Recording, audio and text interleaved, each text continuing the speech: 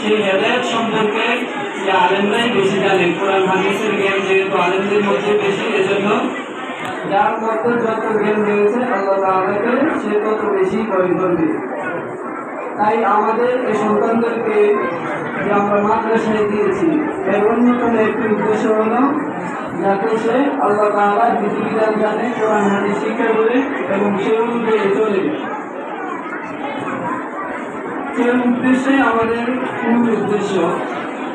যেহেতু একজন আলেম আল্লাহ তাআলাকে সবচেয়ে বেশি ভয় করে, আর আমাদের উদ্দেশ্য আমাদের সন্তানদেরকে আমরা এরকম একজন আলেম বানাবো যাতে সে আল্লাহকে ভয় করে এবং সে অনুযায়ী চলে।